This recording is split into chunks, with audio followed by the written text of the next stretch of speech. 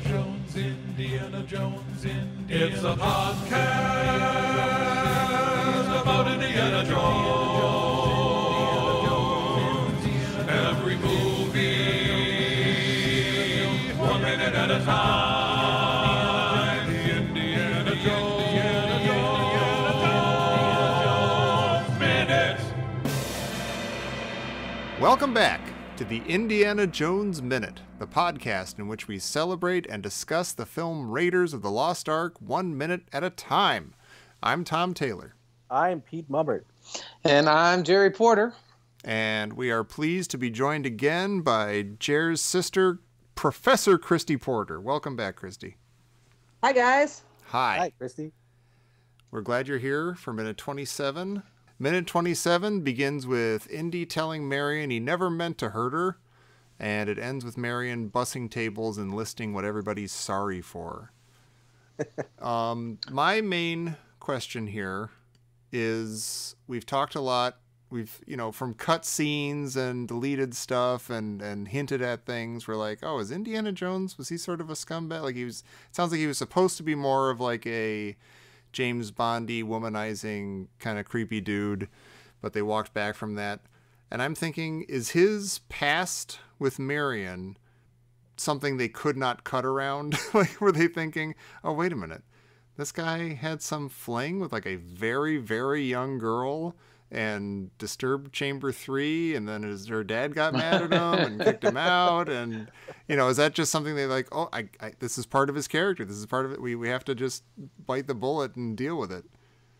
You know what I mean? Well, yeah, I want to know, do we ever really know what did he do? Because whatever it was egregious. And Marion is furious at him. She hasn't seen the guy in 10 years. It's none of this water under the bridge or like, yeah, man, that really bummed me out. Like, she's furious at him. Yeah. And there are cut bits of dialogue, both in the screenplay and in the novelization, but they don't really like spell anything out anymore. It's just like Indy's images of Abner going berserk on him, and that's how they left things. And but I think you get everything you need to know from like what? Wait, what?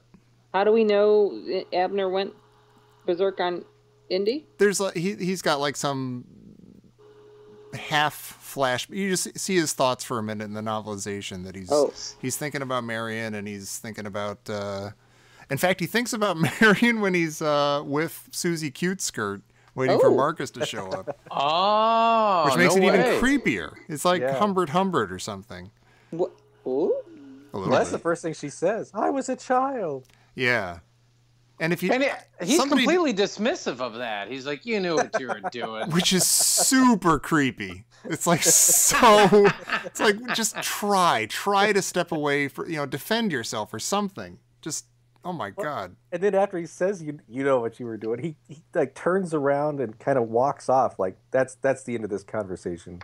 I mean, maybe you can say he knows that he was a complete a-hole and just absolutely, no matter how you cut it, did the completely wrong thing, and he just can't deal with it. He's like, what am I going to say? I mean, the United States government is paying me to talk to this woman to get this worthless bronze medallion from her.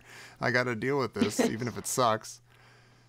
Well, or what if, we don't really know. We're assuming she says I was young. I mean, what if she's like 38 now and it was 10 years ago? Maybe she's like 28.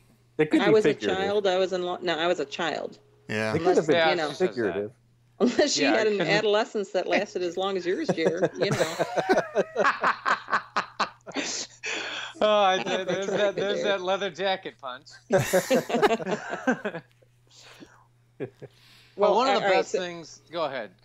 Okay, so my question here is, why does this scene move along so quickly?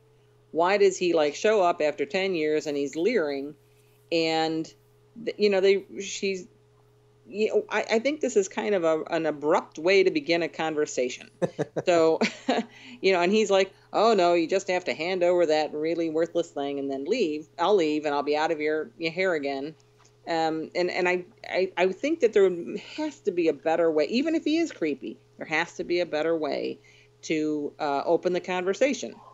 You mean as characters or as like the way it's written? As the way it's written. The way it's written is unbelievably abrupt. I mean, they pull it off, and it all works. It's all fine. But, see, I think it does work. I think it's from her point of view. I think maybe it's part of what Jared was asking yesterday about, why was it inevitable that he was going to show up? I think the way she's talking, it sounds like she holds him responsible for everything that's gone wrong in her life, and that him, whatever he did and ditching her. Like she's sort of been in that spot since he left, and now she's like picking up the conversation, from 10 years ago. Like it was 15 minutes ago. Huh. Yeah. It is written. I agree with you, Christopher. It's a little bit like running over the rapids. I mean, it's abrupt and and pretty quick, and it works. They pull it off, and maybe that's an example of how well they know each other, is they could dive right in. Well, it does take almost a week from our point of view. We're going to be talking about this for most of the week. See, there's one of the best exchanges ever here. He says, "I can only say I'm sorry so many times." And she says, "Well, say it again anyway." Yeah. And I'm like, I am going to use that on Verizon Wireless. Like when I'm asking them about, like, did you need, why, you're getting billed for Verizon Navigator. It's $5.99 a month. And I'm going to get the person who's screaming, "I want to say it again anyway." There's something so cathartic about that. You let us know how that works for you.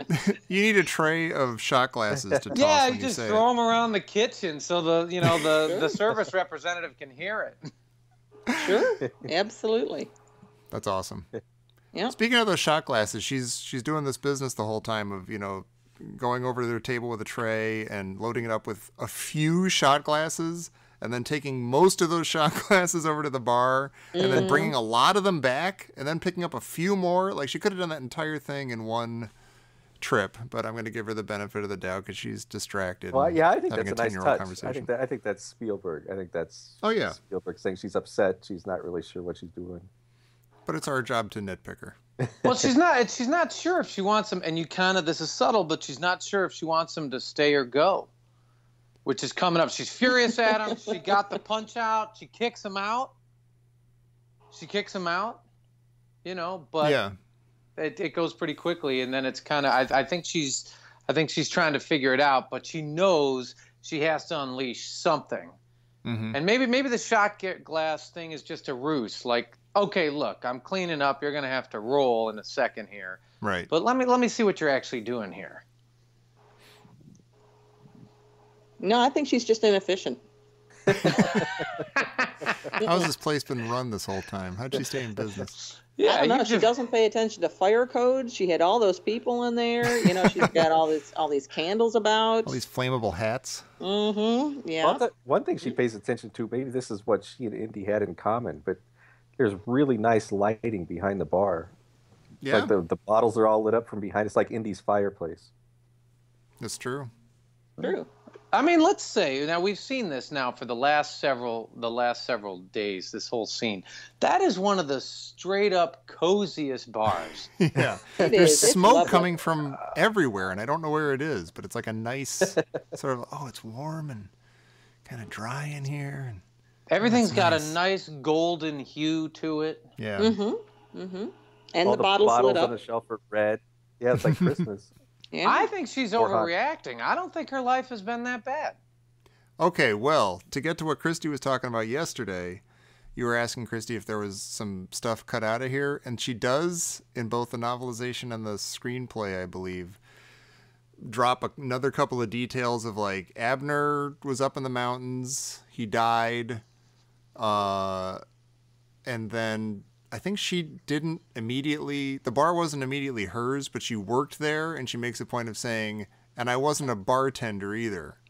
So it sounds like she was having a tough time for a few years there. And again, this is another thing. I'm glad they eased up on some of these details and some of the kind of hard-hitting background story and stuff, because it's a little too much. It's enough for her to be stuck in Nepal, a single young woman running a bar on her own. Her dad's dead and everything. Like, that's enough. She doesn't need to be you know, a sex slave or something for Jabba the Hutt. Like an archaeologist meets pretty woman thing. Right. How unusual. But she does mention that that Abner was indeed, who was it a couple weeks ago? Somebody said that the idea was that he ended up in Nepal because he'd heard that Alexander the Great had tried to take the Ark over the mountains or something. And she does say, like, oh, he was up in the mountains thinking that somebody had, you know, lost the Ark up there or something, dropped the Ark on a hill, and he died up there searching for it. I got, you know, there's a complete crazy quote in here from Indy, and he says, and I can't figure this out, and I even double checked it when watching the next minute. He says, you know, he talks about the headpiece, and he says, quote, with a hole in it off center with a crystal. Yeah. And I'm like, wait a minute, is the you know, the headpiece, is it actually off center? I had the exact same note because I'm like, it seems dead center when we see it. It seems later. dead center. Yeah. And off center would cause a lot of problems. And also, how would he's only read about this thing and maybe seen a sketch of it or something? Like, as far as he knows, like it might exist still. He doesn't even know. So how's he going to know enough to be like, yeah, it's a 1/4 inch off center and it's got a 3-ounce Abner ruby. could have just told him about it, right? That would be the thing, right? Yeah, he knows maybe. that Abner had it. Could he So even Abner, found they it? probably went to lunch and they talked a lot about it. Well, I had that question for tomorrow. Like, do they even know? Does anybody know for a fact that Abner even has it? Indy only said in, you know, talking to the army guys, that Abner collected some of Tanis's relics, and he doesn't say, "Oh yeah, Staff of Ra, I'll go get it from Abner." He's like, "Oh, I gotta find Abner to find out if anybody has, you know, if anybody has it or knows where it is or if he found it." So I don't think it's that definite that anybody has it. Just that Abner's sort of their best bet to find it. Okay, I believe that. Because I think he's pretty sure that that Abner had it. What I was kind of wondering is, do those details matter? So obviously, I don't want to know much about her apparently, I don't want to know much about her 10 years before he comes walking back into the bar. But so I don't need that, and I don't really need to know, I guess, that how Abner died. I didn't know that until just now, and I was like living a fine life, and now I'm kind of, Oh, I'm sorry. you know, sorry. I mean, well, so my question is, does anybody think that those details would have made a better scene? I don't, actually. I'm fine with, like, the kind of swiftness of this scene and the, you know, we can fill in enough holes for ourselves, you know. We get the full picture with the little bit that she gives us. Okay. I think. All I right. agree. I think so too. I think. Yeah, it's fine. It's a hard scrabble existence, and they portray that through, I think, the cold climate. Mm-hmm. Okay. Well, why does it take a full 2 minutes or so for, well, it's not, but, you know, why does it take him so long to mention Abner? Where's Abner? He's trying to be smooth. Yeah, he's preoccupied There's with nothing smooth about this. He comes No, in and he's it's leering. true. He's like, "Hey, Marion, what's up, girl?" And, you know, like he only gets to what he probably should. I mean, really, there's no manners here at all. He has very bad manners. He should have Well, called and ahead. the way he asks her, he goes, "Where's Abner?